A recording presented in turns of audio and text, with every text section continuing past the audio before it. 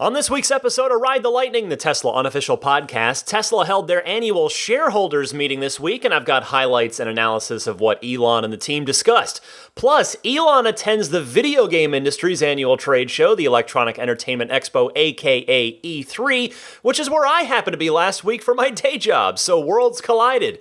I've got a couple clips from his appearance there too. Stay tuned.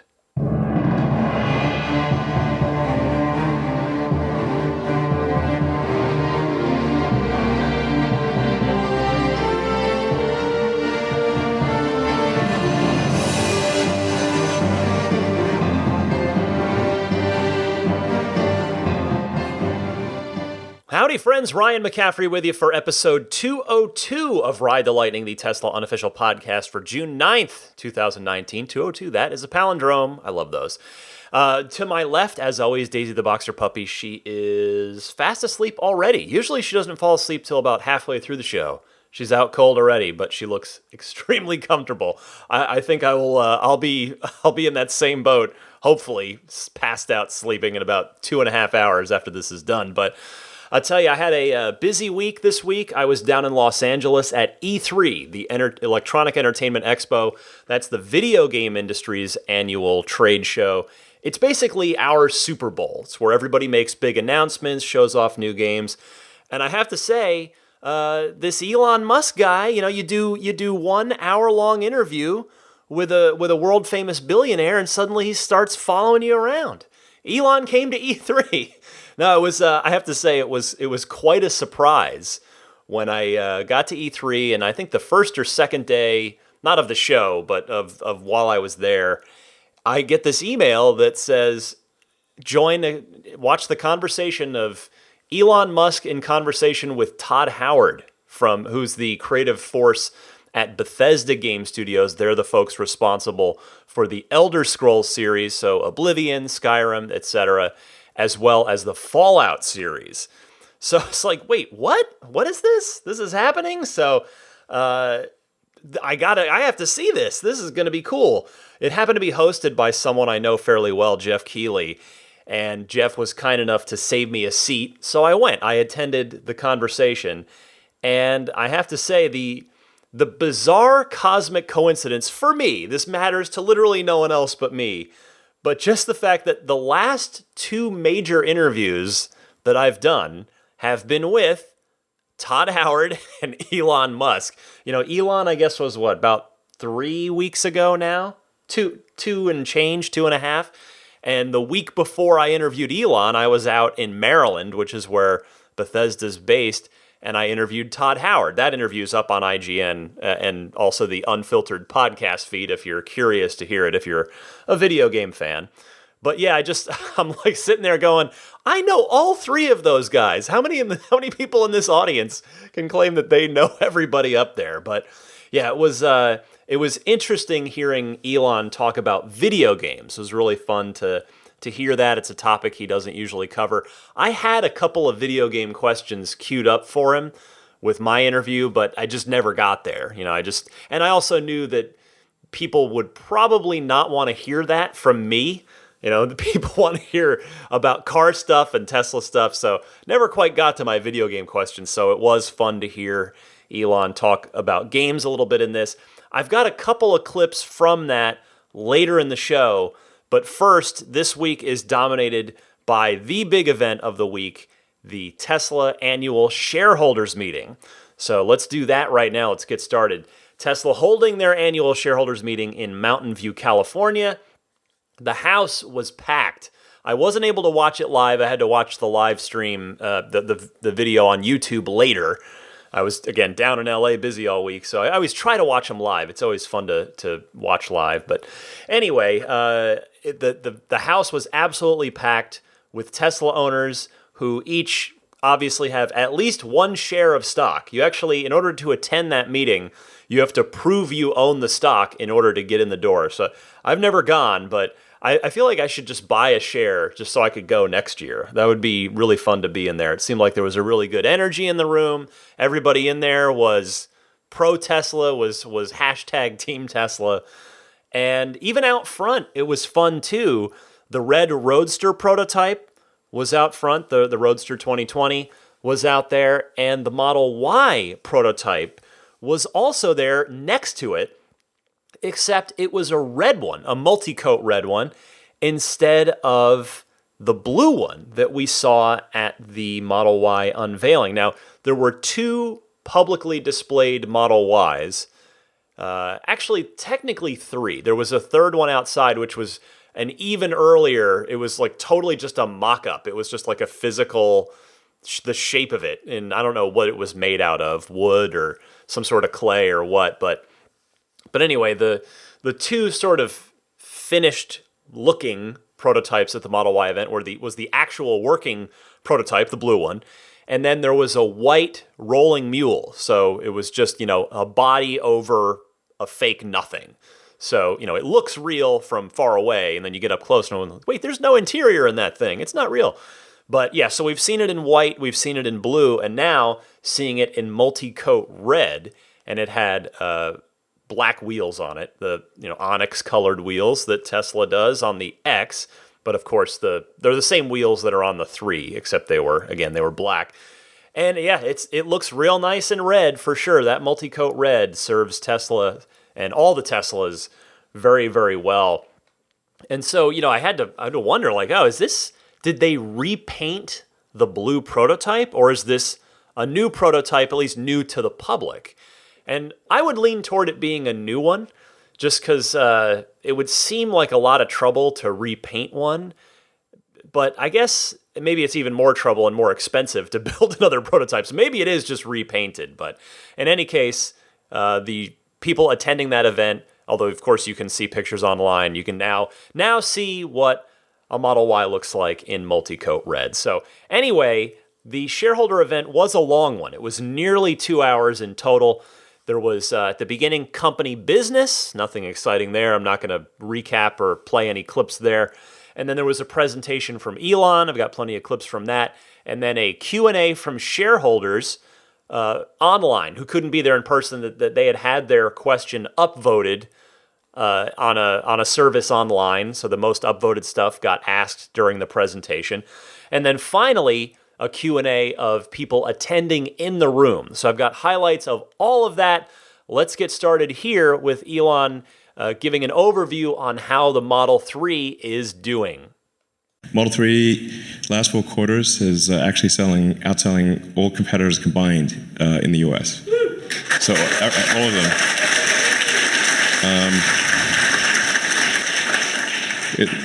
It's the highest revenue car in the US and best-in-class performance. And it's actually the best-selling car by revenue including high-volume cars like the Toyota Camry and Honda Accord. So the dollar sales...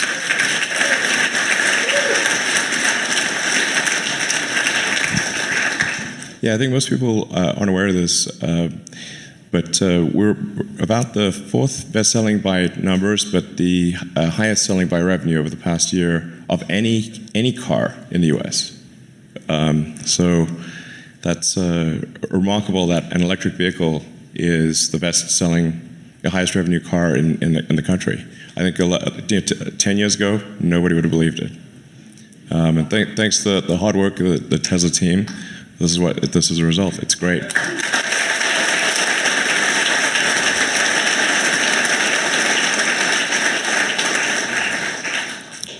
When you hear that, to me, it is simply remarkable. If you rewind the clock 10 years, heck, rewind 5 years, that seems like an insane notion.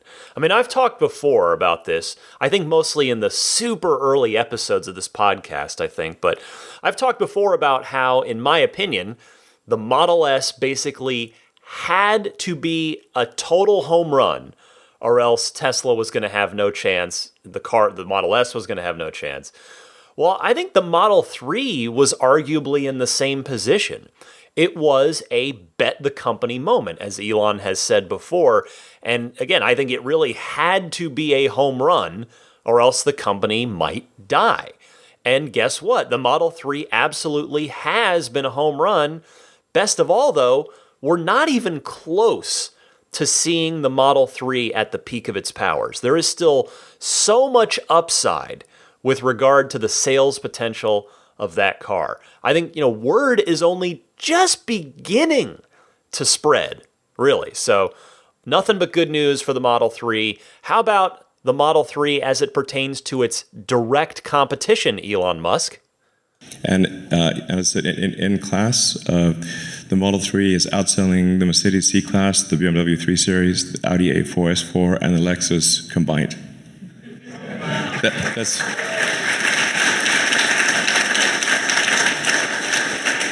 That's in units. The difference is higher in dollars.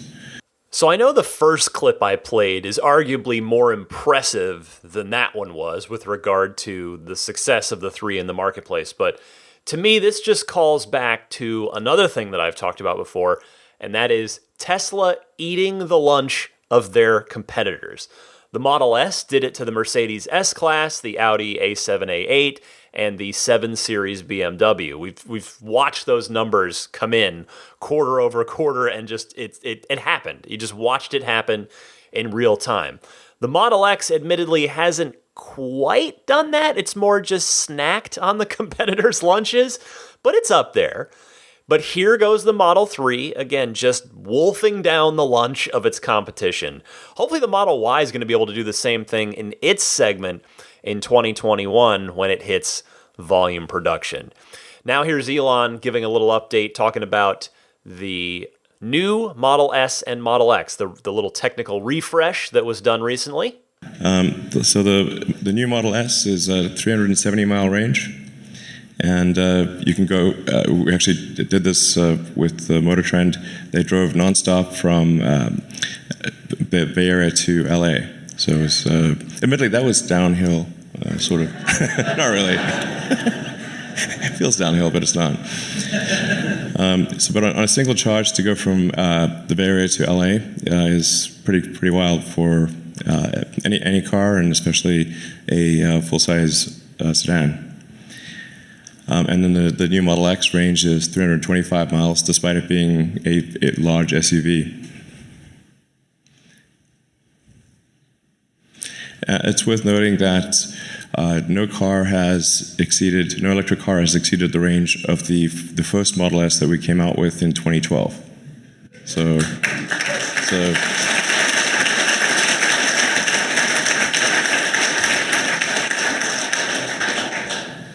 And resisting the temptation to pick on competitors, I will not do that. But it's a testament to the Tesla engineering team to be able to have made a car 7 years ago that has still not been exceeded in range, and now to have a car that's 370 miles. And with steady improvements that are likely to occur over the next few years, it won't be long before we have a 400-mile range car. So did you catch the key thing that Elon said there? He said, it won't be long before we have a 400-mile range car. So that may have been a cryptic hint, if indeed the rumors I talked about last week were true about it coming real soon. But Elon being Elon, he may also have just been speaking pretty literally, that at some point in the next few years, there will be a 400-mile Model S. So I wouldn't necessarily look too deeply into that one, but I did find it interesting that he mentioned it. All right, how about Q2, the quarter that is just wrapping up here in the next 2 weeks? What does Elon Musk have to say about how that is looking? So we're actually doing well, and we have a decent shot at a record quarter. On every level. If not, it's going to be very close, but we've got a shot at a record quarter. And 90% of orders are coming from non-reservation holders, so these are our new customers. I wonder what that means for profitability this quarter, because offhand, you would think, well, yeah, if they're going to be close to a record quarter, that definitely means they're going to be profitable. But there are other factors to consider, such as CapEx spending, maybe on Model Y, any debts that they might need to repay this quarter, etc. But remember, too, we've been told by Elon before, back in Q1, that Q2 would probably be a quarter that ended in the red for Tesla. So maybe that won't be the case now? it'd be great for Tesla if they can end up profitable this quarter. We should find out in early August because the delivery numbers for the quarter should come in right at the beginning of July, right after the quarter ends. But they may very well not announce their actual financials until the shareholder letter comes out on the day of the earnings call, which is likely to be in early August. Elon continued his presentation talking about the Autonomy Day from not too long ago, and he gives a little update on the progress of full self-driving. You'll still need to supervise the autonomy, but it should be able to go from your garage to your parking space at work without intervention. So then we'll obviously put on billions of miles of testing, and then I think probably sometime next year you'll be able to have the car be autonomous without supervision, and then sometime thereafter we'll be able to convince regulators that the autonomy is safe enough that the car could actually go around with no one in it.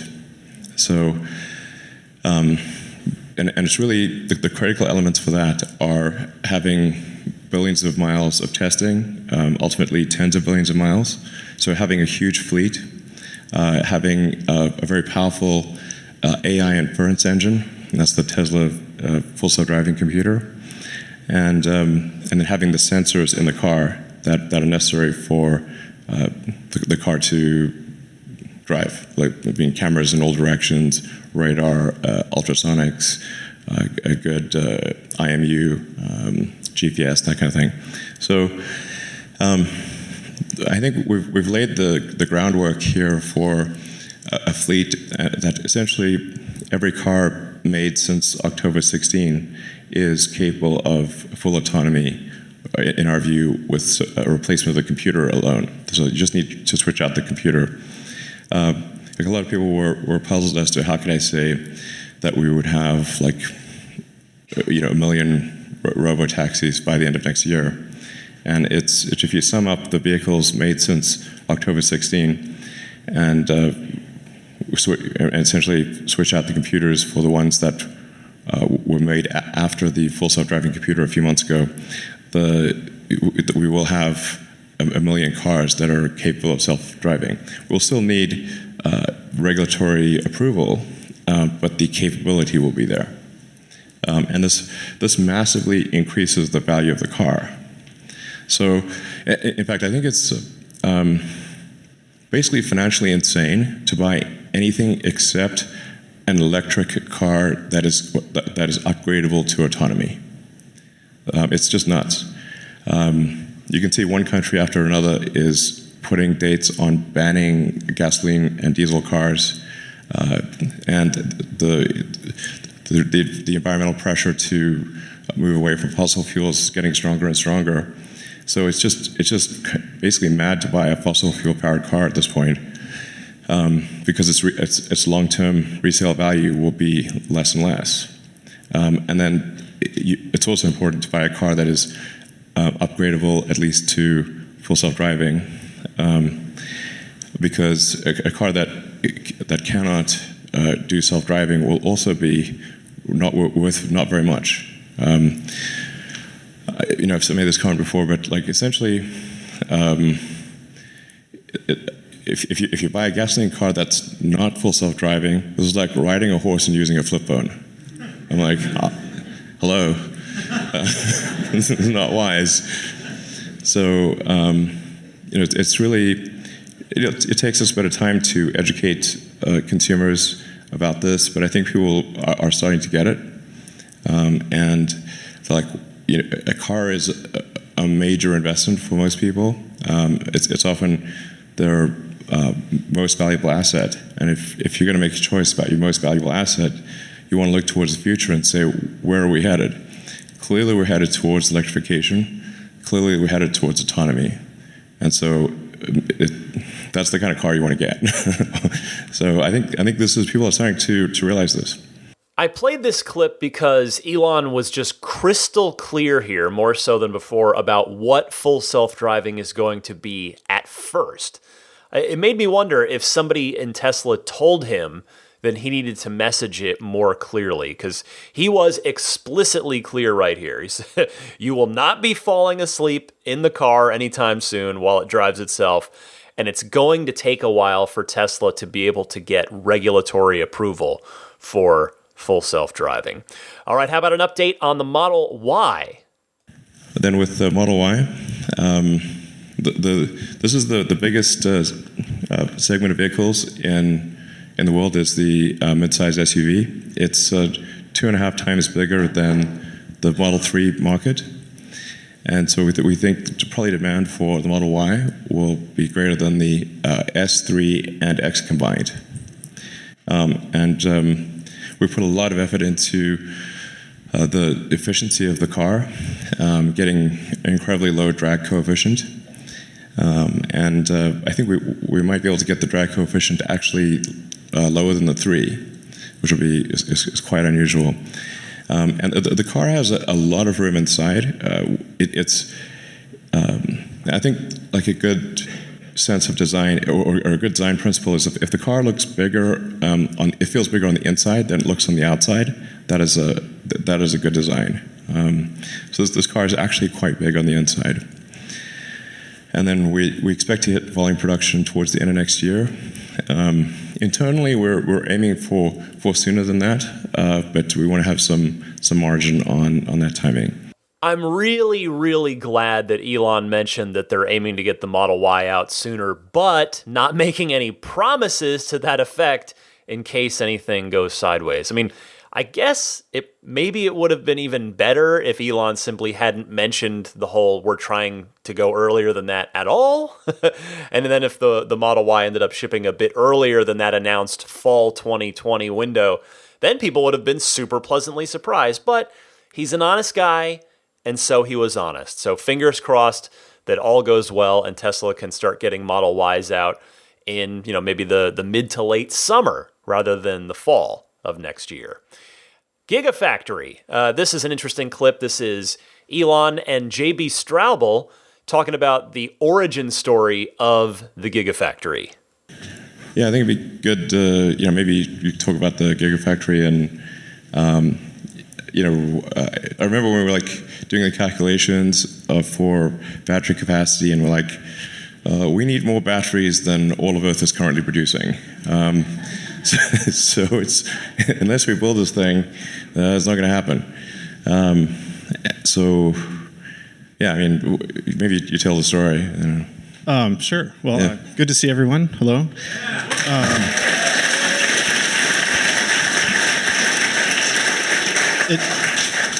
It was a pretty crazy story, and Elon and I were just talking about it recently, and it's sort of amazing how some really simple kind of napkin math could lead to such a kind of outrageous, result. As you just said, we basically did the quick math and looked at, okay, we're going to build, so many 100,000 cars per year and this many kilowatt hours per car, therefore, 35 gigawatt hours of cells per year. Well, that's a huge number, and it was actually more than the entire world was producing for all applications, cell phones, computers, cars, everything, just a few years before that. So, that was what kind of shocked us and said, wow, we this isn't going to work unless we build an entire new facility to solve this ourselves. Yeah, if we're probably not going to get all the battery factories in the world, so therefore we better build this. The crazy thing is this was basically, I think, 5 slides, we showed a picture of a factory in the hills, and said to investors, we need money to build this thing, and they gave us the money, which was cool. And we built it. Yeah, we built it. And it happened. There it is, right there. It's really giant, and it's getting bigger. So, we have about 35 gigawatt hours of capacity potential at Giga right now, and then we're about sort of 70 or 80% of that capacity has been realized. So, I think there was a bit of confusion earlier this year because Panasonic said there was 35, and there's technically yes, but it's not 35 at max capacity yet. But it will be probably, I don't know, end of this year or next or early next. So, and then it's also lowest cost per kilowatt hour. It's half of all global EV battery production. So if you add up all the EV, all electric vehicles in the world, all the batteries that they use, that's approximately equal to what we make at the Gigafactory. Good to hear from JB. He seems to be a little bit more of a private person and not quite as eager to jump out on stage and talk about this kind of stuff. So it's nice to hear from him. I really enjoyed that Gigafactory origin story. They just, as you heard, they just went to first principles, which is something we hear Elon does a lot. He just did the napkin math of what it would require in order to achieve their goals. Then they went out and did it. And I know this may sound cheesy, but I really mean this. It's a reminder, when you kind of listen to that, to me, it's a reminder to all of us in our own lives. Don't let the size and scope of your goals deter you. Break down the problem and solve it step by step. I mean, that's simple as that. It's just good little reminder for all of us. While we're on the topic of gigafactories, how about an update on the one in Shanghai? So, and then we're making good progress on the Gigafactory in Shanghai. If you've watched the progress online, it gets followed in excruciating detail. I think the number of drones flying over the factory is pretty nutty. We need air traffic control. But the shell of the building is basically done at this point. I think this might be it's the fastest large factory construction that I've ever seen, and maybe there's something faster, but I'm not aware of it because it was amazing. And we're already installing a lot of the factory equipment, the stamping machines. We're installing the paint shop and the battery module lines and that kind of thing. So this will be obviously extremely important to our future because China is the largest electric car market in the world. And to date, we have had to pay import duties, sometimes quite significant ones, ranging from 15 to 40%, which and we did not have access to local incentives because those are only if you make the car in China. Now the local incentives are going away, I think, approximately when our factory starts. I think this is a coincidence, but at least we will not have the cost of the import duties, and it will cost less to make the car in China, so we'll be able to have a more affordable car for the China market. So this is extremely important to Tesla's future. Elon's not kidding. It really is astounding how quickly the Shanghai Gigafactory construction project has gone. Again, he's not exaggerating at all. If you've not seen it, just look it up on Google or on YouTube. I mean, the Nevada Gigafactory, Gigafactory 1, went up, in my recollection, it went up pretty quickly, or at least enough of it was up that it was operational pretty quickly. But this one feels like it's going up almost overnight. I mean, it's just awesome to see. And, Tesla's already taking orders, as I think I mentioned on last week's show. They're taking orders in China for Chinese-produced Model 3s that will cost less. So just a great sign, awesome progress happening. But we're not done there. What about another Gigafactory in Europe? We've heard about that one here and there over the months and years. Here's Elon with an update on a European Gigafactory. Gigafactory Europe. As you can see, we've made great progress here.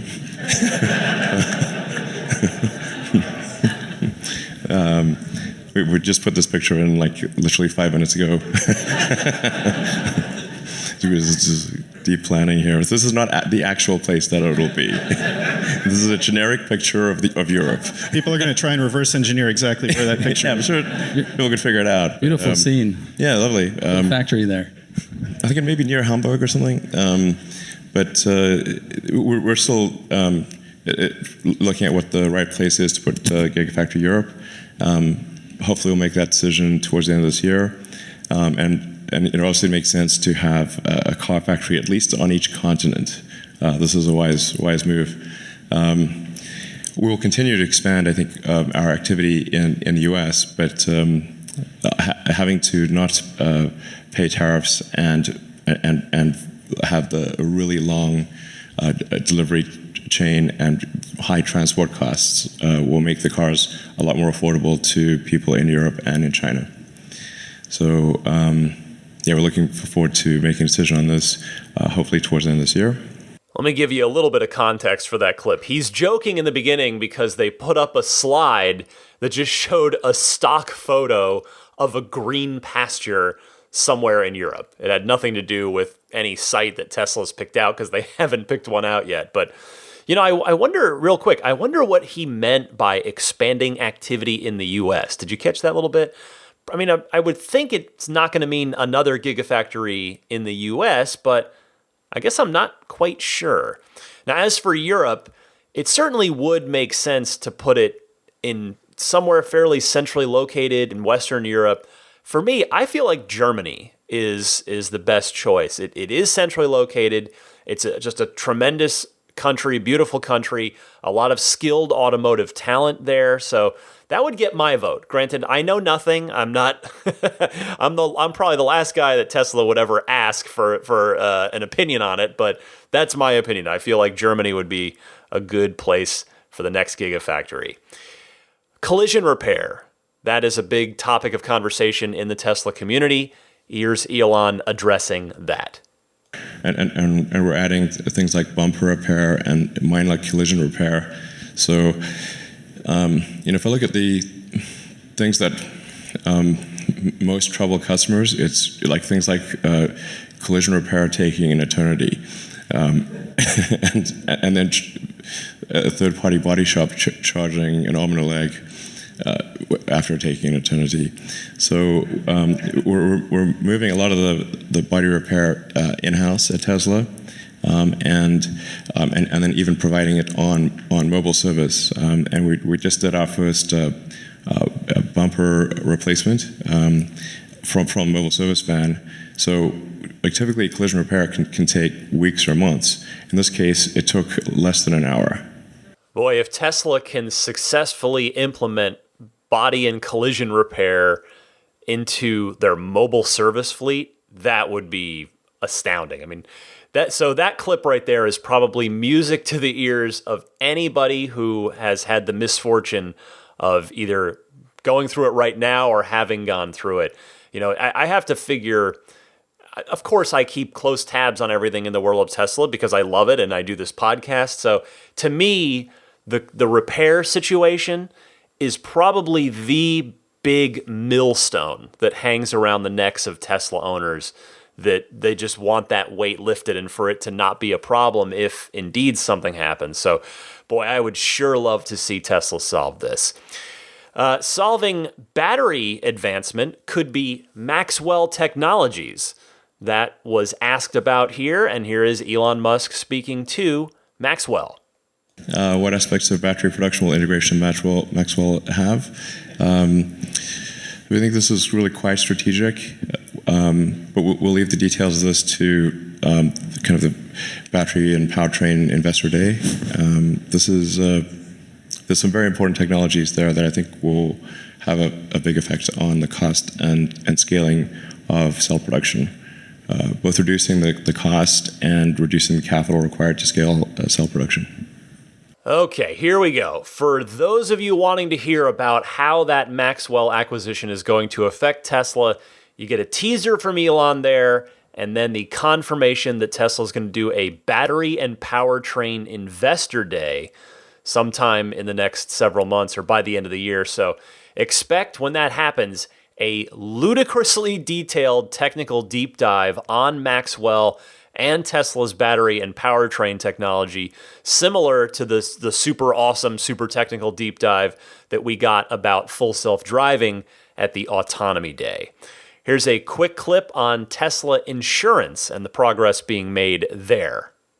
Then what status of Tesla Insurance? We're pretty close to being able to release that.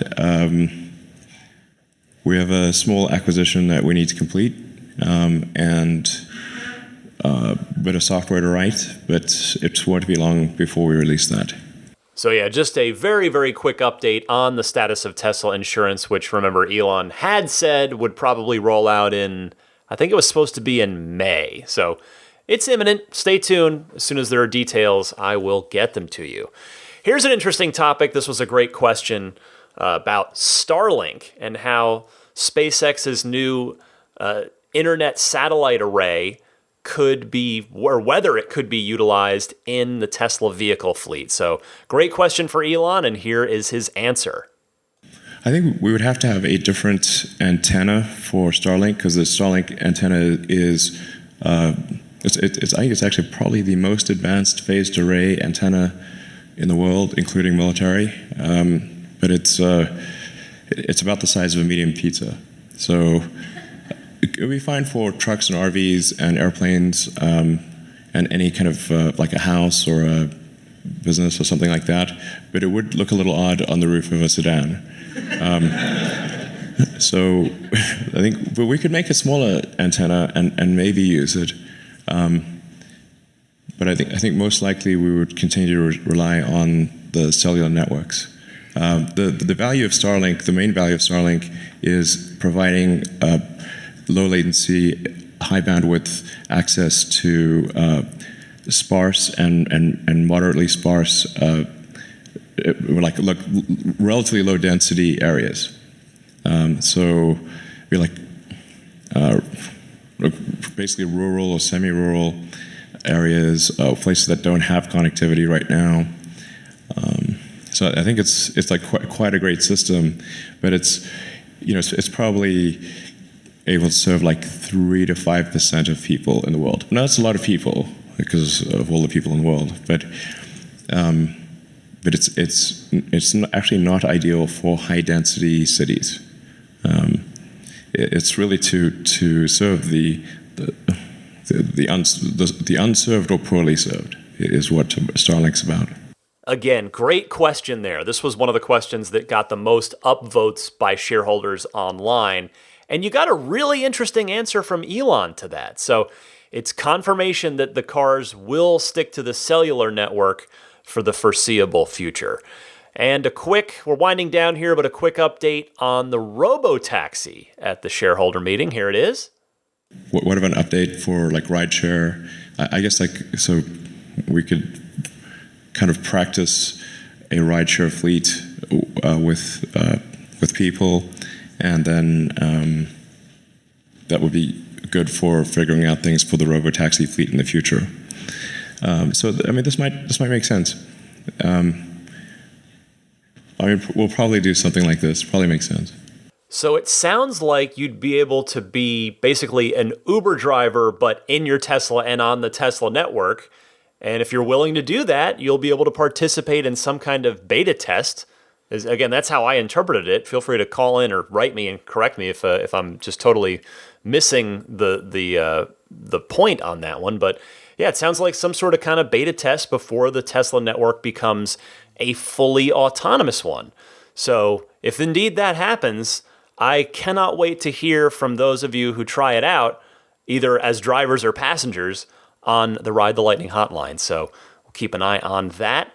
Few more clips here. This one from the audience. So we go to the audience Q&A, and a couple people brought this up. This first gentleman talking about just asking Elon how he feels about the persistent narrative that's pushed in the media about just all the disinformation and fear, uncertainty, and doubt that is constantly peddled in various stories and various sources online. No, it's true what you say.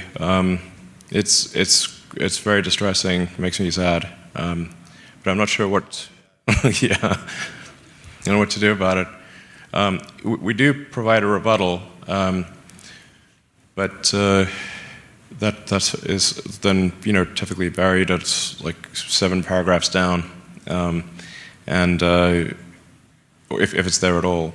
But some of these things are just incredibly crazy.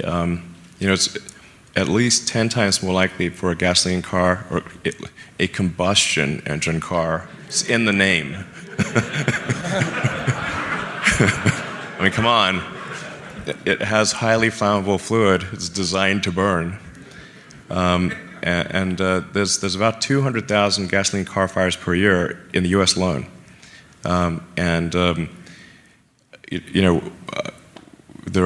It's extremely rare for a Tesla car to catch fire, and if it does, it's just incredibly rare, and there's usually some extenuating circumstances.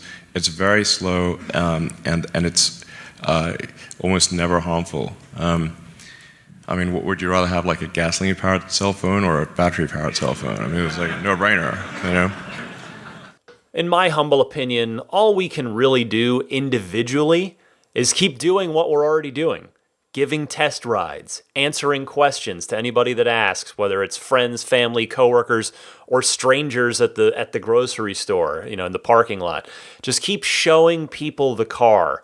And, hey, because the reality is, when you go for a drive in a Tesla, particularly if you're driving, if you get a test drive, you just get it. I mean, that was my experience, and that's been the experience of a lot of people that I've spoken with. And I like here that Elon seems to have a pretty healthy attitude about the whole thing, all things considered. I mean, he does say that it's distressing and it makes him sad, but he doesn't seem to be spending too much time worrying about it, which is reassuring as a Tesla owner and someone that wants Elon to be thinking about awesome things like making great products and making them better and advancing the company's mission. 2 more clips from this event. Tesla in India. Is it happening? When's it happening? Here you go from Elon Musk. I hope soon. There's the regulatory environment, or like the rules for importing to India are kind of complicated. We definitely want to come to India.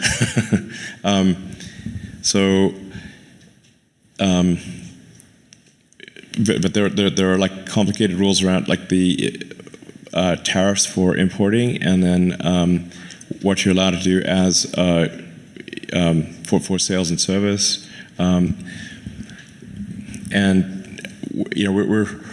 currently able to sell as many cars as we can make, and so the adding additional complexity is not required right now.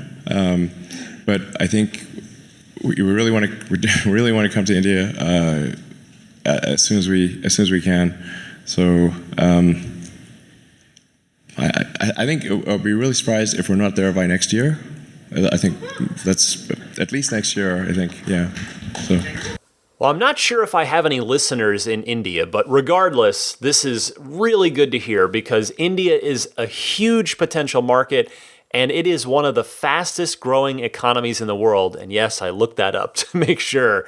It would be huge. It would be really big for Tesla to be able to enter that market. So that appears to be, it's not necessarily at the top of their priority list from what you could infer from Elon's words there, but it's on their list. They are going to get there.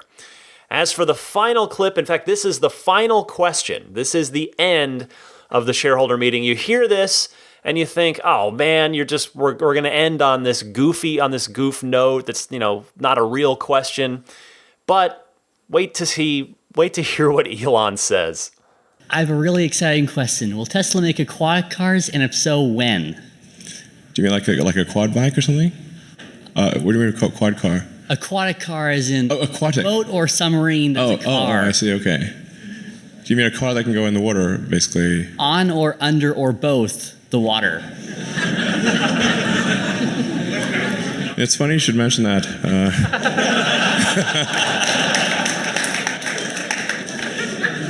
We do actually have a design for a submarine car, like the one from The Spy Who Loved Me, the sort of the Lotus that turns into a sub. And I actually, I thought that was like the coolest thing I'd seen in a movie. So I actually have that, the ones from the movie. Now that one cannot actually transform because it has like fins where the wheels are. It's obviously not going to work. But if you make it a bit bigger, then you can actually have a submarine car. as like technically possible. I think the market for this will be small.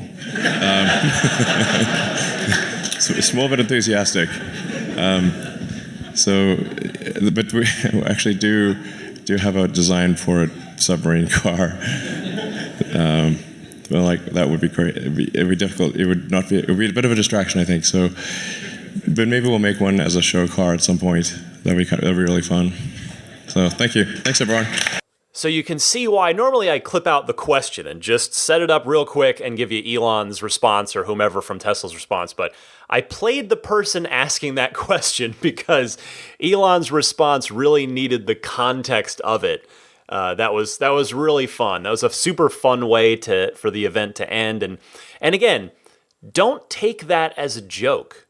That's the thing with Elon. If you've been following him for any length of time, you know that the things he says that sound like they must be jokes are often not jokes at all, and they often come to fruition. So that was the shareholder meeting. The only other thing I wanted to cover off on this week, the only really other big item of significance was, in fact, as I mentioned at the top of the show, Elon Musk attending E3, that panel with Bethesda Game Studios director Todd Howard, hosted by Jeff Keighley. They talked about games as they pertain to technology like AI. So this thing, it was mostly game-related stuff. I mean, after all, that's the venue. It's E3. It's a video game event. So, I feel like I don't really need to go into all the game stuff here. This podcast, I focus very purposefully on the cars. That's my interest. So obviously video games are also my interest. So I would simply encourage you to go watch the whole thing.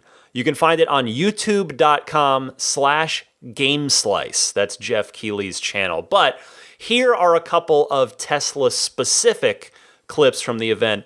The first one here is Todd Howard from Bethesda announcing another game coming to the Tesla cars. We talked about that, and we said, hey, would it be pretty cool? So we're actually working together. Skyrim on it? That's a little... we're going to start a little smaller. So we are working on Fallout Shelter for the cars. Yeah, okay. So it'll be free, and you'll have your little dwellers on the screen, like they live in the car in some way. So it's a great starting point. So there it is, yet another higher profile game coming to your Tesla soon. You, of course, heard about Cuphead and Dune Buggy, whose full name, I learned at this event, is in fact Beach Buggy Racing 2, which, if you're curious, they showed a little quick clip of it at this event.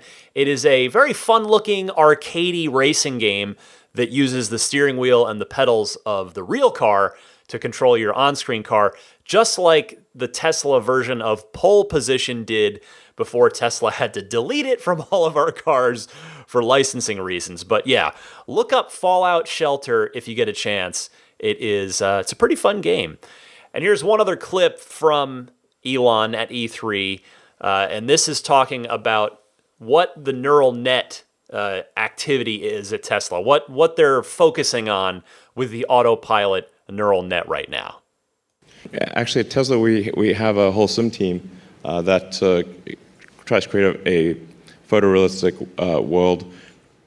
And we're trying to be photorealistic about, like, actually the most boring things, like skid marks on the road and like concrete curbs, shadows, faded lines on this. Like, the reason self-driving is hard is because you have all these corner cases and things where the road should be a certain way, but it isn't. Like, there should be painted lines, but there aren't painted lines, and they took the painted lines away, and then there's a skid mark that's offset from the painted line, so that will cause the car, if it just listens to the lines, to crash into stuff. If you had clearly painted lines and could count on them, self-driving would be trivial, like just a piece of cake. But the world is just filled with all these things that are not the way they're supposed to be. And then the real trick with the self-driving AI is to figure out what is where should I be on this road that has no painted lines, or the lines have been painted wrong, and it's got skid marks and scratches and road work and all sorts of things that are unexpected. That's the really hard part. Otherwise, it'd be child's play. So, yeah, we do a lot of sim at Tesla, and we have found a good correlation. It's like, does the car drive off the cliff in sim? Yes. Does it drive off the cliff in reality? Well, we got close. I think you said it once. It's not the lines. It's looking for drivable space is more important than the markings in real life, because that's how your mind's actually working. Yeah. Even if there's a lane, you can't. There's someone there. Like, it's more drivable space that's the problem. Yeah, absolutely. So, actually, we recently found that we need we had like pretty good recognition of lines and what's technically drivable space, but we actually need what is road, and as opposed to what is the most probably the road as opposed to drivable space, and what is and then a whole subset on curbs. We're really into curbs right now. Some curbs are really subtle, and some of you should care about, some you shouldn't care about. Sometimes you go into a driveway and it's got a little curb, and then the car's like, oh, curb, can't go over that. Or it's like operating on drive space, going through like a neighborhood, and then everyone's driveway is drive space. Technically true, but you don't want to go through everyone's driveway. It's not good. So most of that is probably pretty familiar to those of you who've been following all things Tesla and all things Elon for a little while, but the stuff at the end about driveways and curbs, I thought that was pretty interesting and worth playing. Oh, and he also mentioned shadows. I know a lot of people, including myself, have experienced the occasional phantom braking on the freeway when you go under, a certain overpass at the right moment of the day with the lighting just right, and the car just slows down suddenly, and it's super freaky. So it sounds like Tesla is absolutely looking at that. Again, I'll give one more plug to this, because Jeff Keighley did an amazing job putting this together, and it was a really fun event to be at, and it's fun to watch too and listen to. So if you're interested in video games at all, this was really good. Check it out at youtube.com/GameSlice. And with that, I will be right back with your phone calls in the Ride the Lightning hotline right after this.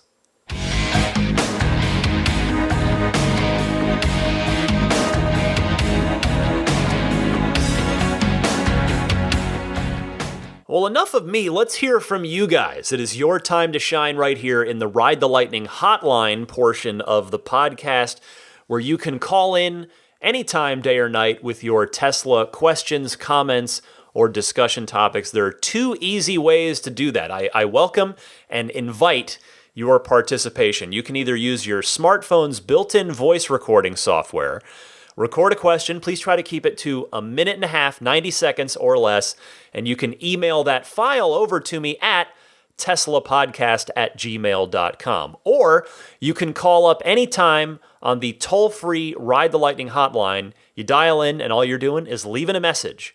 And same thing, 90 seconds or less would be super appreciated, so I can get to as many calls as possible. And that toll-free number is 1-888-989-8752. That's 1-888-989-TSLA. And I remind you that if you know someone special with an upcoming birthday, anniversary, graduation, or some other special occasion, you can give them a unique gift of recorded voices from friends and family telling them why they're special.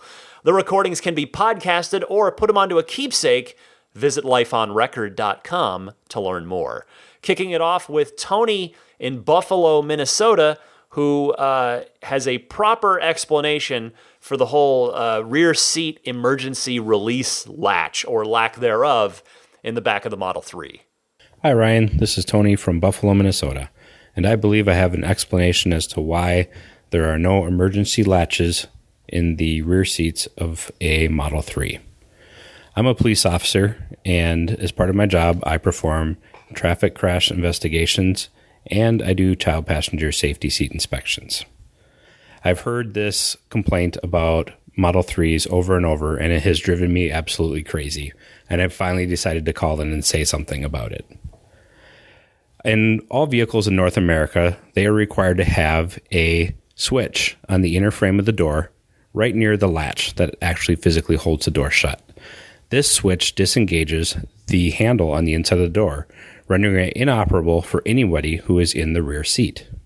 This is a safety feature so that parents can have the peace of mind knowing that their children cannot open the door while the vehicle is in motion. I believe that the regulation requiring the switch is what is preventing Tesla from putting the emergency latch in the back seats of the Model 3s. If the emergency latch were in place, children would be able to pull that at any time and open the door while the vehicle is in motion, and this would be an obvious safety hazard. Since whenever there's children in the vehicle and it's in motion, there is always an adult present, they would be able to tend to the children in the event of an emergency. Thanks, Ryan. Tony, I sincerely appreciate your professional perspective on this. Thanks for calling in. Also, a quick shout out to Kaz from Long Beach, who also called in about this and made what I thought is a helpful suggestion to anybody that's concerned about this, that you can go on Amazon, so says Kaz, and type in emergency rescue escape tool and pick up a seatbelt cutter and a window breaker that you could keep in your center console just in case of an emergency and a power failure, if you found yourself in that very unlikely catastrophic situation. And then one more shout out, a lot of people responded to this. Longtime listener, first time caller, Chuck from Toronto called and offered some similar advice. Tony beat everybody to it, so playing his call there. But thanks to everybody on that one. Next up is DJ from Los Angeles with a couple questions for me. Take it away, DJ. Was heading to the Ride the Lighting podcast. Calling in, this is DJ from LA. Two questions for you, Ryan, or your audience. Number one is, had an issue. We got a 2017 Model S with white vegan leather seats.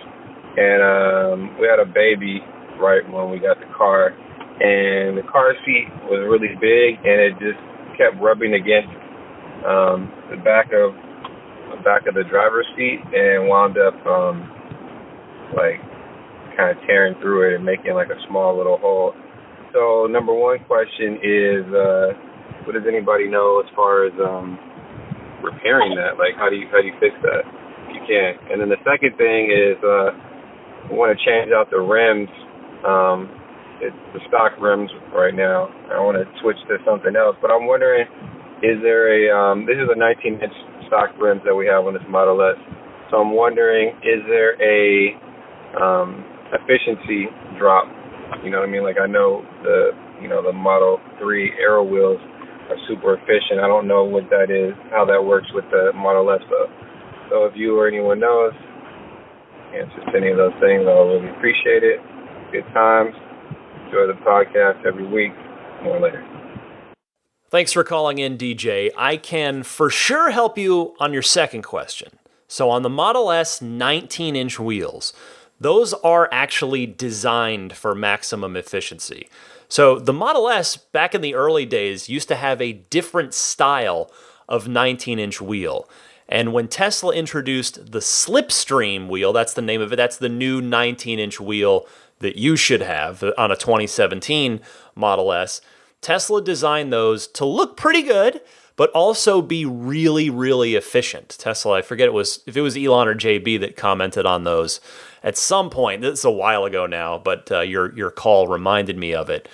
But anyway, the fact is, just about anything that you're going to swap out to on your car other than those Slipstream wheels is going to suffer a bit of a range penalty. It won't necessarily be a lot, though it could be, depending on the how big and what style of a wheel you go with.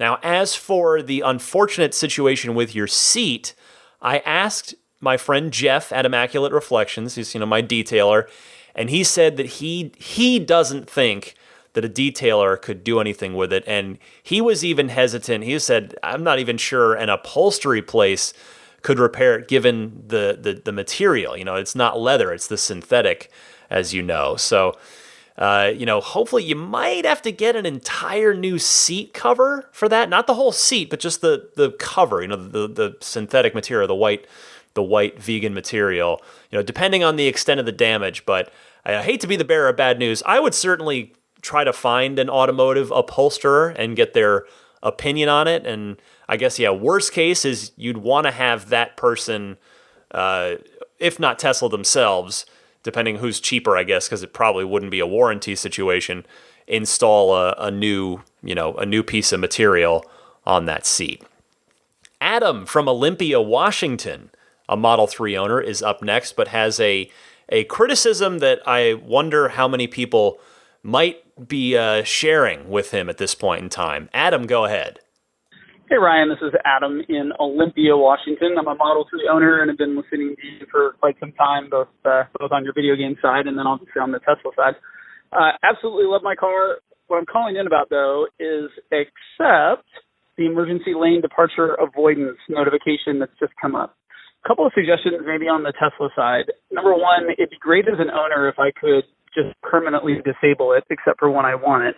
And the reason I say that is I tend to live out in a pretty rural area, and there'll be bike riders around, or I'll have soft merge lanes into entrances. And what I find is that it's a little bit of a safety hazard for me. If I'm going around a bicyclist, for example, and I just slowly drift away to the side, the car will auto-pull me back into them. Same thing if I'm merging my way off of a rural road, even if I'm using my blinker sometimes, which is kind of weird, the car will go ahead and pull me back into the main road, even though I'm exiting to go into my home neighborhood. I think all in all, if it was possible just to keep it permanently disabled, except for when I'm on a highway around a bunch of other cars, that would be great. Would love to hear your thoughts. Thanks.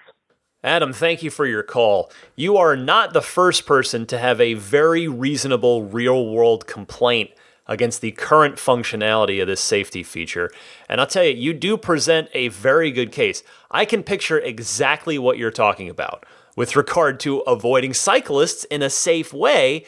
And I've heard and read enough now that it seems like Tesla does need to take some kind of corrective action on this feature, whether it is giving the option to keep it off, unless you specifically say you want it, as you suggest, or tweaking the feature's behavior in general, or maybe both. I actually encountered this. It's funny that this kind of worked out.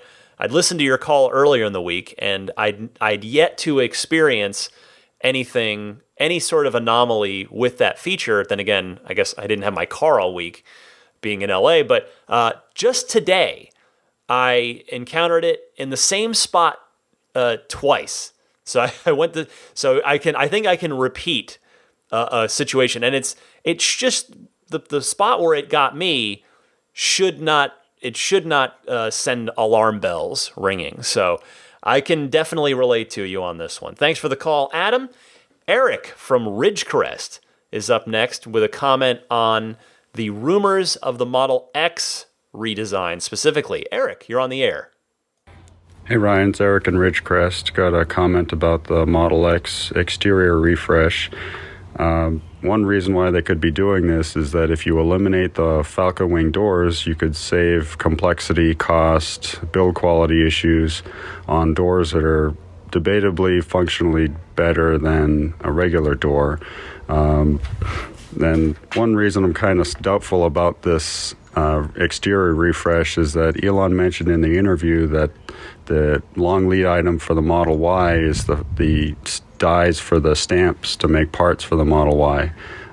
So unless they've been working on this Model X for a while, which they definitely possibly could have been, they're not going to have those ready by September if the long leads are these dies to make those panels. So like to hear your thoughts. Bye. Thanks for calling in, Eric.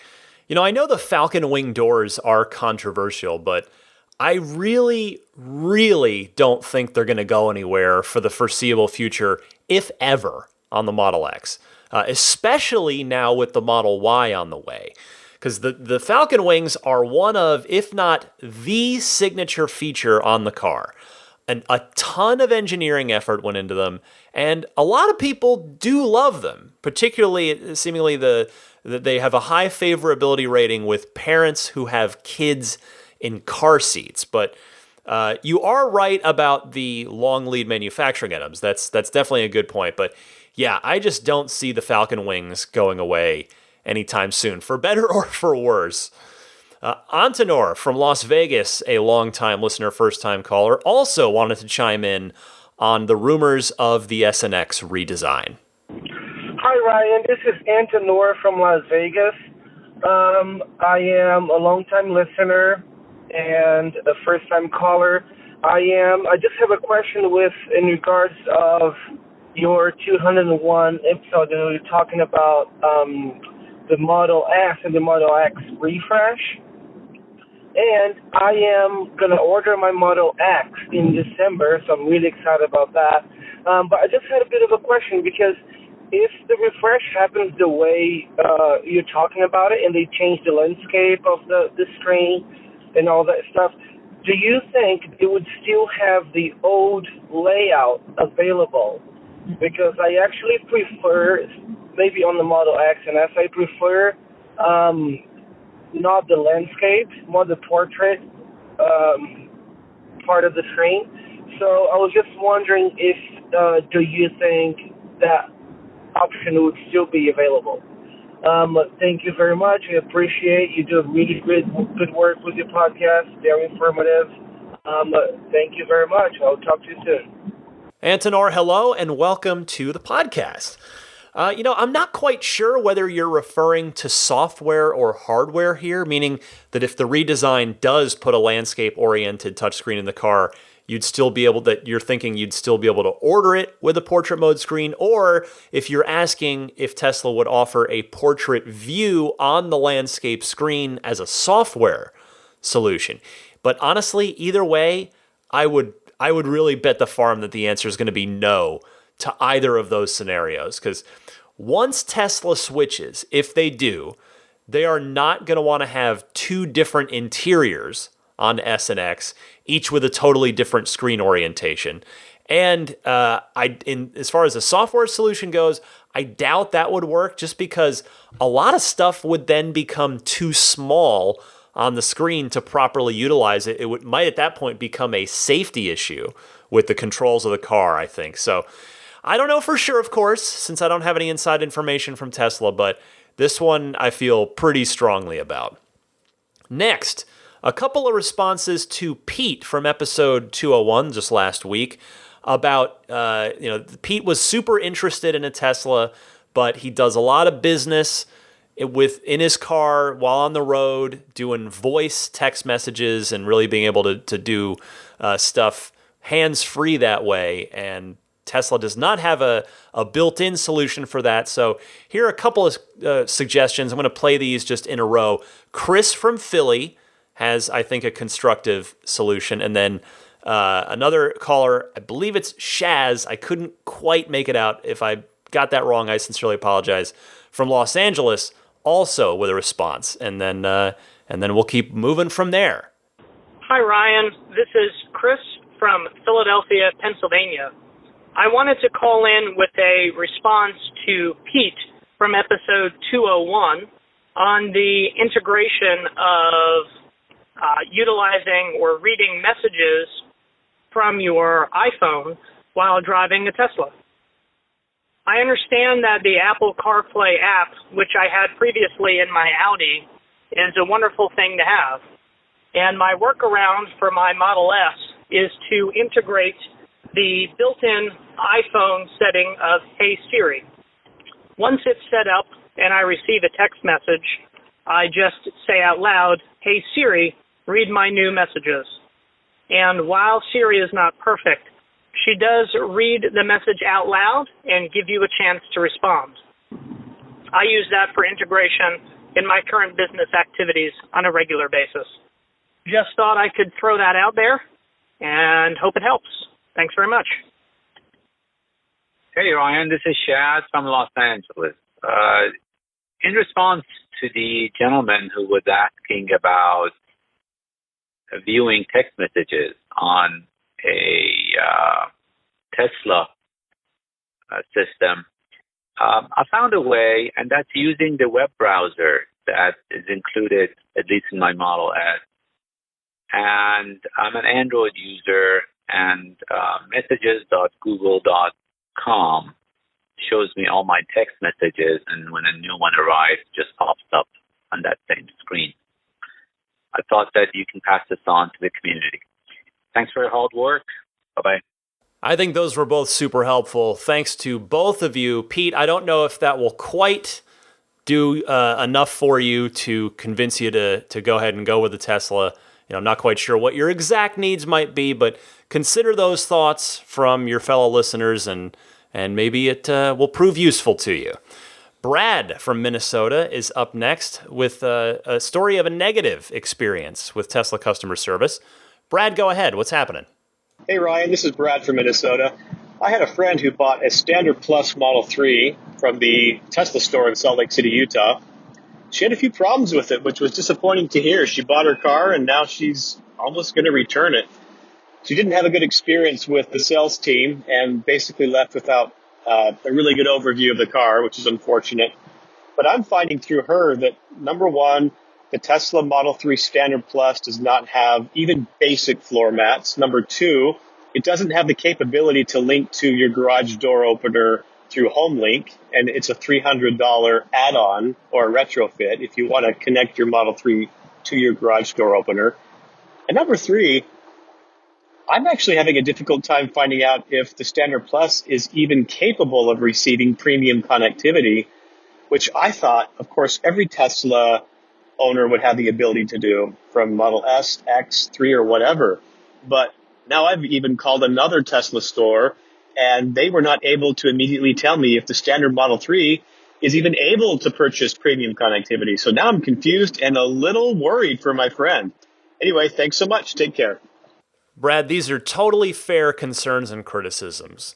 Tesla's product, in my opinion anyway, is so good that they can probably often get away with poor communications and maybe some poor customer service experiences, more so than other car companies can. But that certainly doesn't mean that they should get away with that stuff. Yeah, I think the lack of floor mats seems silly. Certainly it does. But okay, Elon has said that a penny here and a penny there across 10,000 parts in the car adds up to be rather significant. All right, I grant that. But I don't believe that Tesla does a good job of informing the customer of something like that. It's such an easy thing to head off at the pass. Same thing with HomeLink, honestly. But in a bit of good news, I'm hoping I can make this call a bit constructive. You can tell your friend that the HomeLink is available for Standard Range Plus cars. It's a $300 add-on if you order it anytime from the online Tesla store, shop.tesla.com. And that price includes a Tesla service person coming out to install it for you. The front fascia of the car has to come off. I've seen pictures of it done. So they come out, they do the whole thing for you. Unfortunately, I have no answers on premium connectivity right now. Last I had heard, Standard Range Plus owners would be able to pay for it if they wanted to, but no word yet from Tesla on when that will be possible. So Brad, I hope that helps at least a little bit. Joey from the Bay Area is up next with an age-old question that occurs, I think, to a lot of people who start to keep an eye on Tesla and how fast they move. Go ahead, Joey. Hey Ryan, this is Joey calling from the Bay Area. Love the show. Hey, so I am currently looking at Teslas as my next car, but my current car has low mileage and it's almost already paid for. So I'm wondering, when is the best time to buy a new Tesla? Is it right now? Is it a couple years from now when everything's more just set up? I always make bad decisions. Like I bought the iPod Color 2 days before the iPod Video came out, and I would hate to make, a similar decision with the Tesla. So any thoughts would be gratefully appreciated. Have a great day. Hey, Joey. So, of course, your personal financial situation is certainly not information that I'm privy to, nor is any of my business. But I can speak to your worry of buying at the quote-unquote wrong time. As you know, Tesla doesn't have model years, and they move very, very fast. The cars evolve on a weekly basis, mostly in ways that we can't see and don't affect anything that the owner can see or feel. But anyway, that speed is both good and bad. So what I can tell you is very confidently, no major new autopilot tech is coming anytime soon because the full self-driving computers already going into the new cars and the camera and sensor suites are what they are. Those are clearly Tesla feels those are going to be enough. So I don't worry about any sort of major upgrade in that department. And the Model 3 is almost certainly, all signs point to it remaining relatively unchanged for a while, feature-wise, because Tesla has to continue to focus primarily on production, efficiency, and profitability. You heard Elon talk a lot about that stuff in those clips from the shareholder meeting earlier in the show. Now, the S and the X, if you're shopping for one of those, they are the bigger wild cards. Those big changes, if you heard last week's show, could be coming later this year, but they also might not be, and they might be way out on the horizon. So the good news is, either way, you would still be getting a heck of a car right now, in the case of all three, but as it specifically pertains to the S and the X, since both of those cars just got that big, it's, I guess 10% is big, got a big range boost and the new suspension. So, Joey, I hope that helps put your mind at ease a little bit. 2 more calls this week. Let's start the penultimate caller, Michael from Taiwan, another longtime listener, first-time caller. Go ahead, Michael. Hi, Ryan. This is Michael from Taiwan, longtime listener, first-time caller. I believe this would be your first Taiwan caller to the show. I run the Tesla Owners Club in Taiwan, and I'm the current owner of 2 Teslas, Model S, Model X, and a reservation holder for a couple Model 3s. Yes, we don't have the Model 3 yet, even though it's opened up for configuration for the rest of the APAC region. But fortunately, it looks like we should have access to it later this year, according to Elon. Speaking of who, I thoroughly enjoyed episode 200, and I'm glad you finally got to do this with him. And it seems like he enjoyed the interview as well. Hopefully, this is something that you could do with him again in the future, maybe on an annual basis. So I'm calling today because I had a thought I wanted to share and hear your opinion about it. So we know that the V3 supercharger is coming to all parts of the world. Elon touched on this in the shareholders meeting. My thought was, what about the urban superchargers, or the tombstone superchargers as you like to call them? Wouldn't it make sense to get them upgraded to a version 2? I mean, they already do the dedicated charging like the V3 superchargers. So maybe the current tombstone superchargers at 72 kilowatt could be bumped up to 120 kilowatt? I mean, you would think Tesla is always forward-thinking with their tech. And now with the growth of car deliveries, it just makes sense to have shorter charging times and thereby reducing the wait times at charging stations. Would love to hear what you think. Maybe this is a question someone from the community wants to throw at Elon in a tweet.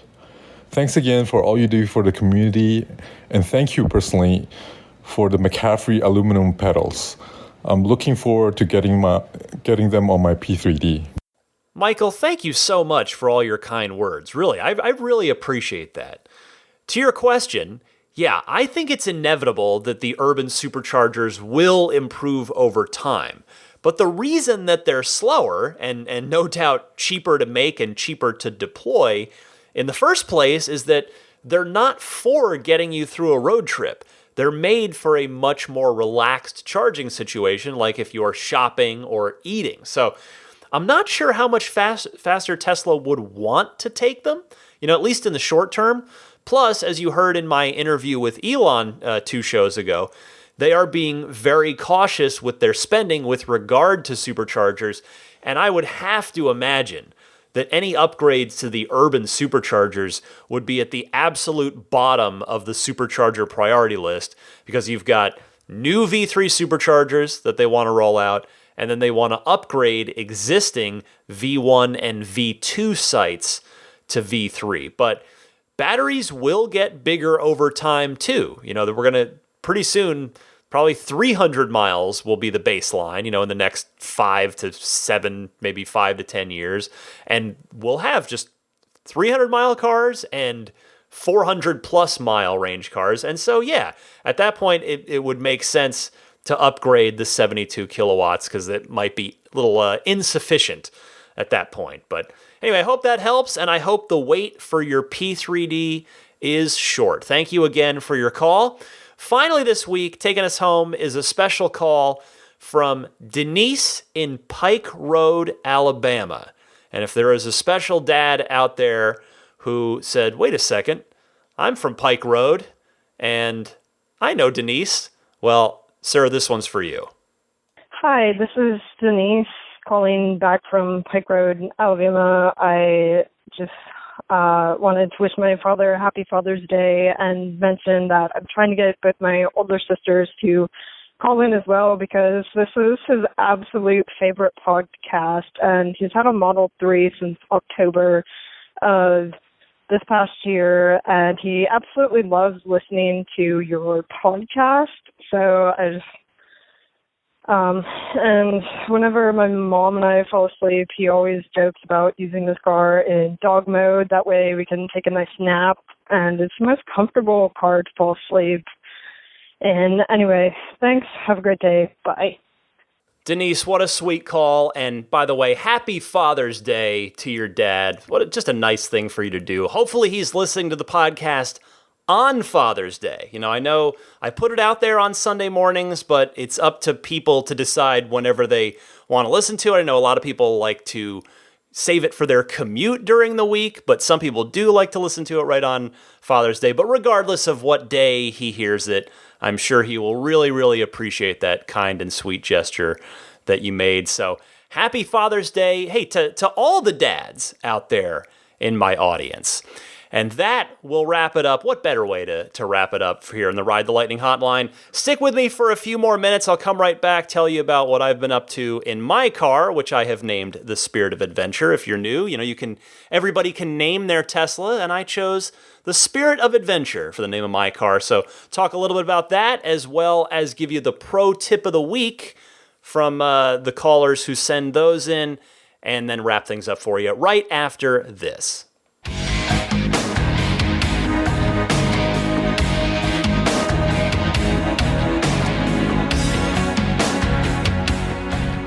Well, sadly, I was out of town at E3 all week, but I did want to just mention, I know I mentioned the free J1772 chargers at the new long-term parking garage at SFO. And initially, I think I had tried to do some napkin math on how many chargers were in that place. Well, it's more than I thought, because as I returned to my car after getting back from LA and I went to the pay station, there was a little sign on there that said, hey, if you've got an electric car, we've got 114 free chargers. So that is really cool. 114, that is just fantastic. So for those of you in the Bay Area, that is worth bearing in mind the next time you travel. But I guess the only other thing I would mention is that this would sound silly to pretty much anybody outside of this podcast, but yes, I missed the heck out of my family and out of Daisy, but I'll tell you, I also missed my car.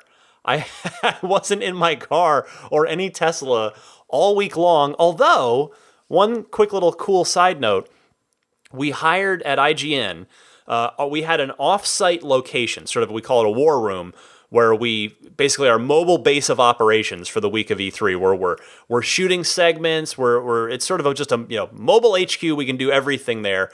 So we had a ton of game developers come in and film stuff with us, and it's it's about a 10-minute walk from the convention center where everything's happening. So we actually hired a car service that, unbeknownst to us, shows up, and it is a P100D Model X. Which was just awesome to see, because it had, they put our logo on it for, just temporarily speaking, which was so cool to see. So I took a picture of that and put it on my Instagram, which is DMC_Ryan, if you're curious. But that was just like, that was awesome. That made my week that coincidence happened, that we happened to hire a car service that uses not just a Model X, not just a Tesla, not just an X, but a P100D. Like, that's such overkill for a car service like that, but I love it. I love it. That is fantastic. But yeah, when I got back in my car after getting back from the flight landed and I got back to the car, I pull out of the parking garage and it's super late at night. There's no one around. So as soon as I pulled out, I floored it. I slammed the accelerator. Man, it felt good. I hadn't been able to do that in a week. And oh yeah, what a great feeling that is. I love it.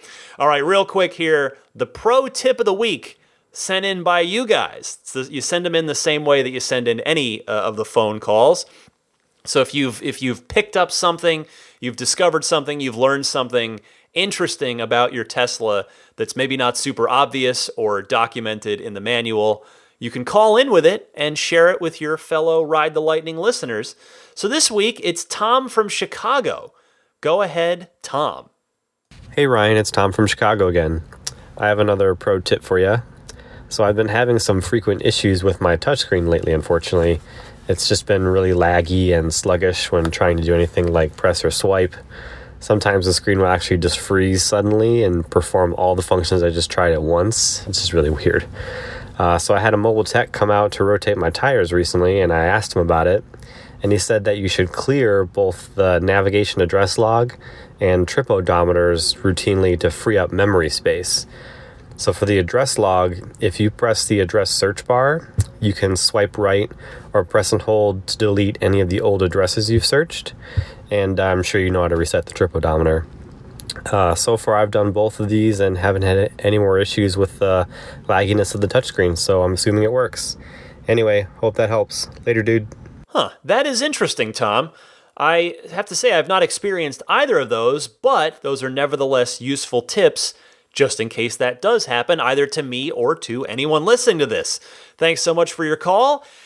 And what else could I tell you before I go? AbstractOcean.com, a wonderful purveyor of Tesla accessories for you, mostly for your car, though. So the tempered glass screen protectors, the center console wrap kits, where you can do all kinds of stuff, whether you want to just go white to match a white interior or a carbon fiber. They got all kinds of patterns and fun stuff. Lighting kits, all kinds of, just browse it, give it a look. AbstractOcean.com. And if you're a first-time customer there, there's a discount code for first-timers, and that code is RTL Podcast. All one word, RTL Podcast. Enter that at checkout to get 15% off of your first order. Meanwhile, Immaculate Reflections is one of the Bay Area's premier detailers. Jeff's taken such great care of me. I could not speak more highly of him as both a person and as a car detailing professional. If you see my car, you can see his handiwork. It is just beautiful. So if you're looking for paint correction, paint protection film, whatever it is you're up for, go ahead and look him up, irdetailing.com. Meanwhile, the 1,000 miles of free supercharging is still going. The 5,000 miles is over, but you can still get 1,000 free miles worth of juice if you are buying a new Tesla. So I strongly encourage you, I kindly ask you to please try to use anyone else's code but mine. I'm very lucky to be grandfathered in on the free unlimited supercharging, and I just want to spread that wealth around. I'd rather your friends, family, coworkers get the bonus because each of you gets it. So you get the 1,000 miles for ordering, and they get the 1,000 miles for referring you. But if I'm the only Tesla person in your life right now, that is okay. Use my code so that make sure you get it. To do that, type in ts.la/Ryan73014 into a browser. That'll take you to the Tesla Design Studio. Pick which car you want to buy, configure it to your liking, order it, and the order will be placed with that referral code and those 1,000 free supercharging miles baked into it. If you'd like to email me, you can do so anytime. The email address is teslapodcast@gmail.com. You can follow me on Twitter or Instagram, same handle both places, DMC_Ryan. And, the Jada wireless charging pad for Model 3.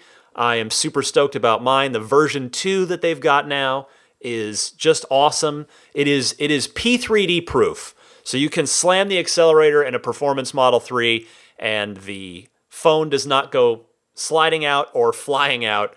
You can also use it in landscape mode. So if you're a Waze user, that is handy, and so it can charge on the mat while you're using it in Waze in landscape mode. So I'm super happy with mine. I don't have a discount for that, but full transparency, if you order it through the link that I'm about to give you, the URL, they throw me a few bucks on a referral. So that URL is getjada.com. Jada is spelled Jeda.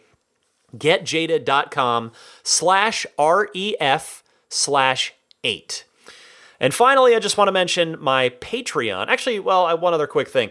If you're new to the podcast, as the numbers tell me that plenty of you are, maybe jumping in after the Elon interview, so thanks for giving the podcast a try. A reminder that you can subscribe to the podcast totally for free. You can subscribe to any podcast for free so that anytime there's a new episode, it downloads to you automatically. You don't have to go seek it out every single time there's a new episode. So if you like this podcast, please subscribe. You can do so on iTunes, Google Podcasts, Stitcher, TuneIn, Spotify, or YouTube. So pretty much all the major podcast services, I'm on there. So give me a look if you do find this podcast useful and enjoyable. And to that end, if I have earned your trust, or maybe will eventually earn your trust and respect and your support beyond simply listening, which is all I ask, is that you listen. But I've got a Patreon because, hey, there is a lot of time, especially this week with all those clips, 2 Elon events to parse through, and it took plus E3. It took me a while, but if you do want to support the podcast, it's totally optional. But I'd certainly appreciate it if you chose to do so. You can support me on Patreon. Find more information about that on my Patreon page, which is patreon.com. That's Patreon. Patreon.com/Tesla Podcast. And with that, I will mention the group of Patreon producers. These are the kind folks supporting me at the producer tier, such that in addition to early access to each week's episode, as well as an extra monthly bonus episode, they get their names shouted out each and every week. So thank you so much to the Patreon producers: DJ Harbaugh, Pete White, Wolfgang Obergen, George Cassiopo, David Brander, Jonathan Wales, Alexi Heft, Logan Willis, Matthew Para, Michael Lester, Robert Miracle, Jason Chalukas, Joe Edgel, Tim Hyde, Marcus Mayenschein, Lars Hoffman, Lawton from Chicago, Peter Chalet, Rome Strack, David Vakil, Ulrich Lassa, Luke A., Eric Randolph, David Nondahl, Gabriel Salays, Jerry and Mary Smith, Brian Hope, Bill Royko, Lyle Austin, Joel Sapp, Dorian Steve Guberman, Luxendary.com, Michael Waddle, Daniel Grummer, Josh, Jeremy Harris, Tesla Owners Taiwan, Rob Brewer, My Tesla Adventure, Ron Lee, Larry Lynch, Lambert Lee, Chris Konesnik, John Cody, Matthew Wright, Aaron Appleby, and Charlie Gillespie. Thank you all so much for your continued support on Patreon. Well, that does it for me and the still sleeping Daisy the Boxer puppy. She's been zonked out the whole show. Hopefully you haven't been. Hopefully you've been awake. Although I've heard from a few people in a very polite way that they will often listen to the show at night, and it'll help them fall asleep. I take no offense to that. I'm happy to be of use in any way, shape, or form possible. But yeah, I like to say a lot at the end of the show that I'm just so grateful that you would give me your time every week, because in my opinion, time is the most valuable commodity that we all have. So, and there are a million free podcasts out there on any topic you could possibly think of. So thank you for giving your time or spending your time with me on this podcast. So happy electric motoring, everybody, and I'll see you back here next week.